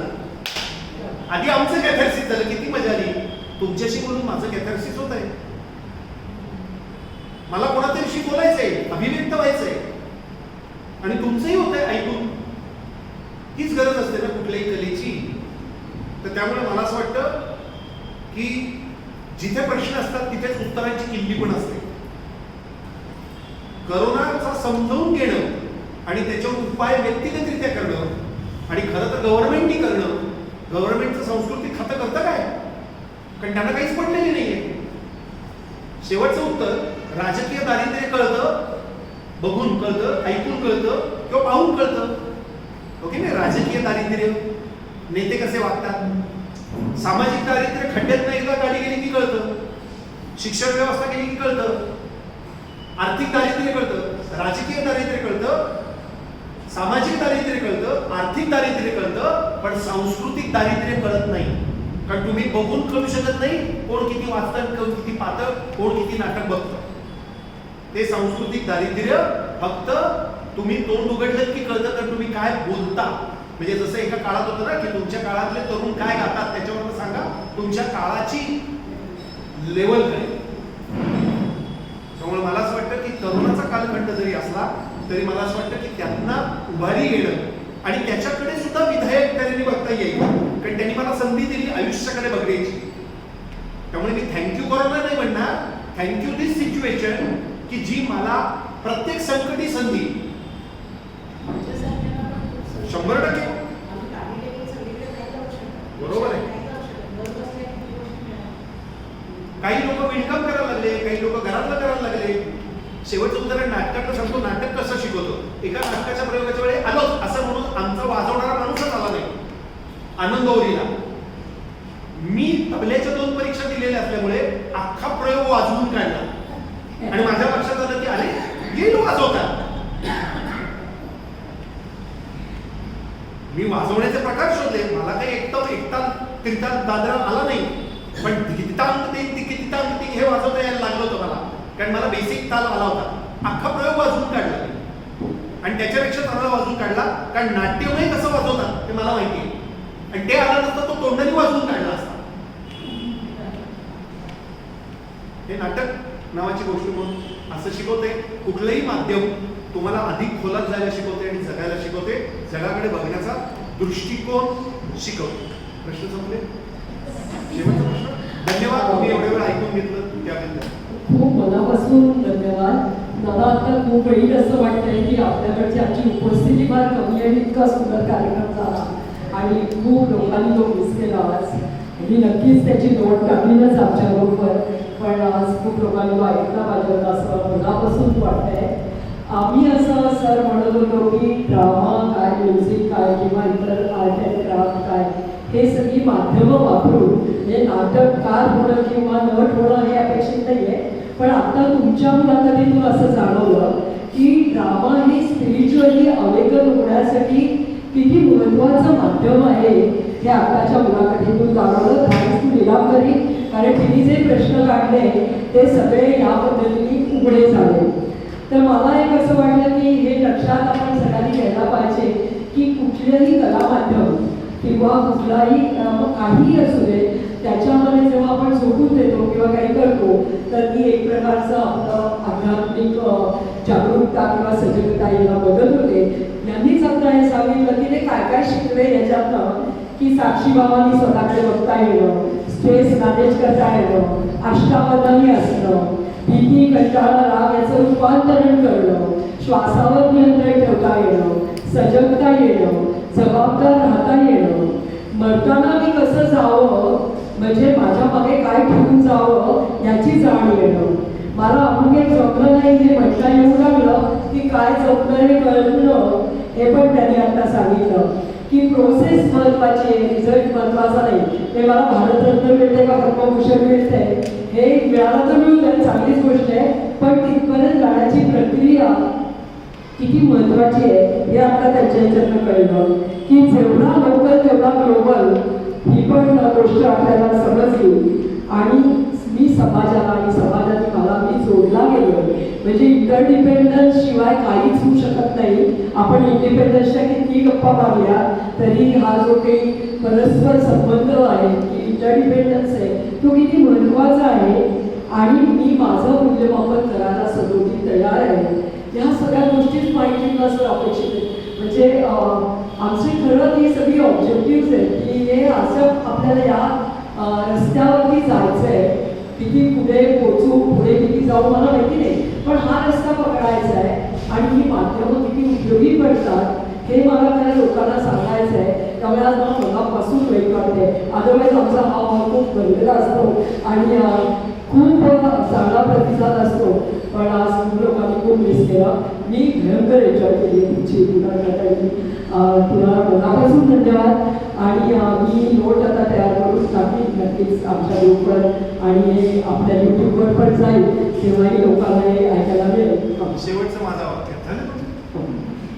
तुम्ही अजिबात खंत करून घेऊ नका. लोक कमी आहेत. आपले गुरुजी कुमार गंधर्वांच्या गायनाला लोक कमी असताना त्यांना आयोजकांनी सांगितलं, जाऊन विचारलं असेल, उभे होते, कुमारजी तंबोरा जोडत होते, लावत होते, तर ते म्हणजे काय झालं, तर आयोजक म्हणते लोक कम है तो महफिल कॅन्सल करे. तर कुमारजी त्यांच्याकडे बघून म्हणते, देखो भैया हम अंदर देख के गाते हैं, बाहर देख के गाते नहीं.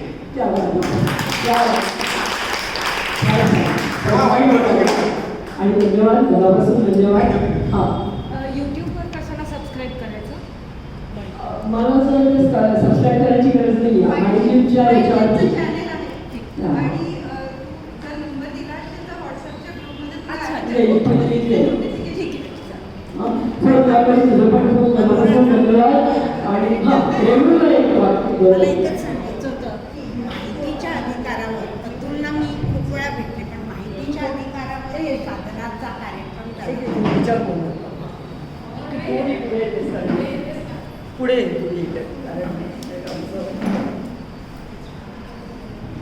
मी आपल्याला असं सांगू इच्छिते की अतुल पेठेंचे अनेक कार्यक्रम आणि नाटकं मी पाहिली, पण साधनाच्या कार्यालयात जो माहितीच्या अधिकारावर कार्यक्रम झाला नाही त्याचा एक अमिट असा ठसा माझ्या मनावर आहे. याचं कारण असं की ग्रामीण भागातून मुलं आलेली होती आणि त्यांच्याबरोबर यांनी जी शिबिरं घेतली तर माहितीच्या अधिकाराबरोबरच एक नाटक करण्याची एक जी संबंध प्रक्रिया त्या दिवशी उलगडून दाखवली गेली.